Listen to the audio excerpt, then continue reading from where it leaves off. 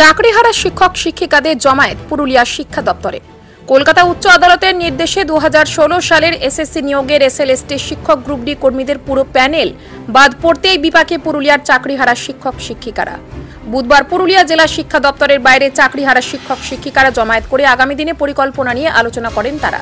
চাকরিহারাদের অভিযোগ, অযোগ্যদের সঙ্গে সঙ্গে যোগ্য ব্যক্তিরাও চাকরি থেকে বাদ পড়েছেন। এমতাবস্থায় মানসিক অবসাদে ভুগছেন তারা।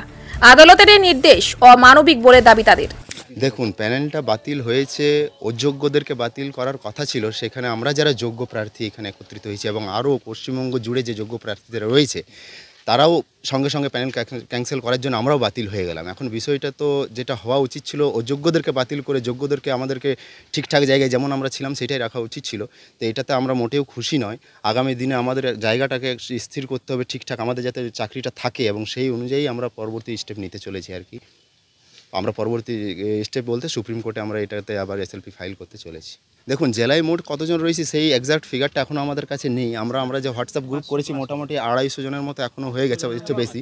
তবে এক্সাক্ট ফিগারটা জেনে পরেই বলতে পারবো। দেখুন, এইটা যেটা বলা হয়েছে সেটা অযোগ্য প্রার্থী যারা র্যাঙ্ক জাম্প করেছে, যারা ব্ল্যাঙ্ক ওমের সিট দিয়ে চাকরিতে ঢুকেছে তাদের ক্ষেত্রে বলা হয়েছে। আমরা যারা যোগ্য, আমরা যারা যোগ্য তাদের ক্ষেত্রে এটা বলা হয়নি। মানে একদিক দিয়ে সরকার বলতে চাইছেন যে আমরা যোগ্য, অথচ প্যানেল ক্যান্সেল করে দেওয়া হয়েছে। এই যে রায়টা একদম পুরোপুরি মানে ঠিকঠাকভাবে হয়নি আমরা এটা মনে করছি এবং এই রায়টার পুরো বিরোধী। এখন আগামী দিনে যদি প্যানেল ক্যান্সেল হয়ে যাওয়ার জন্যে আগামী দিনে যদি আমাদের স্যালারি বন্ধ করে দেওয়া হয়, তাহলে একটা সময় পর এসে আমরা সাংসারিক জীবনে এসেছি, আমাদের সকলেই হয়তো বাড়ি ঘর দুয়ার বানিয়েছে, ইএমআই করে বানিয়েছে, সবাই কিন্তু সমস্যার মধ্যে পড়বে, এটা তো বলাই বাহুল্য। বিষয়টা হচ্ছে, দেখুন, এখানে যোগ্য এই যে প্যানেলটা বাতিল হয়েছে সেখানে আমরা যোগ্যও আছি এবং অযোগ্য আছি, প্রত্যেকেই জানে সেটা।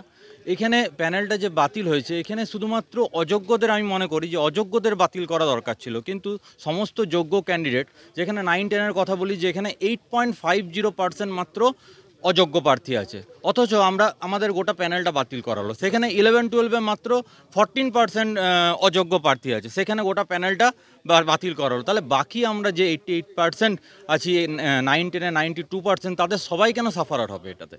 এক নম্বর।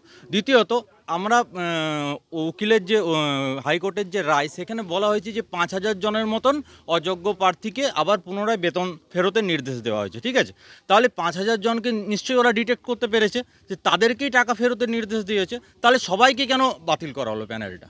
ওই 5,000 জনকে কিসের বেসিসে তারা বেতন ফেরতের নির্দেশ দিয়েছে?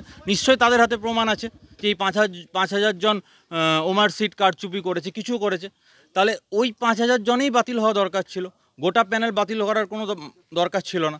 তাহলে আমাদের বক্তব্য যে আমরা যোগ্য, খেটে পড়াশোনা করে যারা চাকরি পেয়েছি, 5 বছর চাকরি পড়ার পর এখন যদি আরও বলে যে চাকরি নেই হঠাৎ রাতারাতির মধ্যে, এটা তো একটা শিক্ষা ব্যবস্থাই তো এটা টলে যাওয়ার মতন।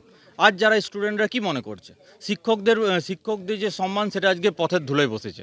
একটা অটো চালক পর্যন্ত আজকে বলছে যে আপনারা শিক্ষক কি? এই প্রশ্নের সম্মুখীন নিত্যদিন আমাদেরকে হতে হচ্ছে।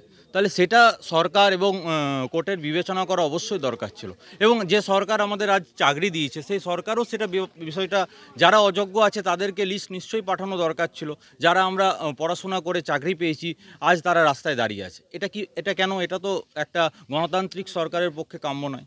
তাহলে আমার উচিতে এই ব্যবস্থাটা, যাতে আমরা যোগ্য যারা পড়াশোনা করে রীতিমতো করে ইন্টারভিউ দিয়ে আমাদের যোগ্যতায় চাকরি পেয়েছি, তাদের যাতে সঠিক ব্যবস্থা করা হয়, আমরা যাতে চাকরিতে বহাল থাকতে পারি, তার ব্যবস্থা যাতে সরকার